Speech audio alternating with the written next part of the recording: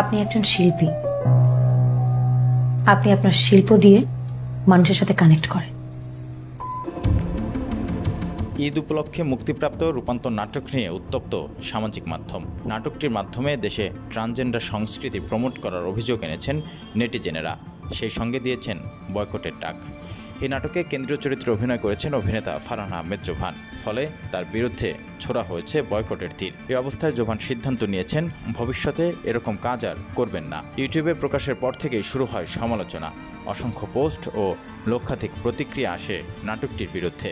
এদিকে পরিস্থিতি বেগতিক দেখে ইউটিউব থেকে সরিয়ে নেওয়া হয় নাটকটি, তাতেও মিটছে না ক্ষোভ।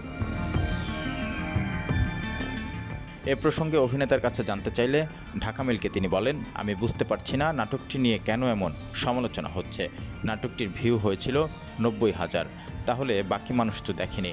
আমার মনে হয় না তারা দেখেই সমালোচনা করছে। নাটকটি নিয়ে দর্শকের এমন অপ্রত্যাশিত প্রতিক্রিয়ায় কিংকর্তব্য বিমূঢ় জোভান। তিনি বলেন, বিষয়টি নিয়ে আমি ঘোরের মধ্যে আছি, বুঝতে পারছি না কি হচ্ছে। এদিকে নাটকটিতে অভিনয়ের কারণে জোভানের বিরুদ্ধে দেওয়া হয়েছে বয়কটের ডাক, সেই সাথে ধুয়ে দেওয়া হচ্ছে অভিনেতাকেও। এরকম আচরণকে উদ্দেশ্য প্রণোদিত বলে মনে করছেন অভিনেতা। তার ভাষায় এটা উদ্দেশ্য প্রণোদিত হতে পারে, কারণ সামগ্রিকভাবে কথা বলার চেয়ে ব্যক্তিগত আক্রমণটা বেশি হচ্ছে। তবে নেটিজেনদের এমন সমালোচনার মুখে জোভান সিদ্ধান্ত নিয়েছেন দর্শক পছন্দ করে না এমন কোনো চরিত্রে অভিনয় করবেন না তিনি। অভিনেতা বলেন, যেহেতু মানুষ পছন্দ করছে না সেহেতু এসব আর করা যাবে না, এরপর থেকে এগুলো আর করব না।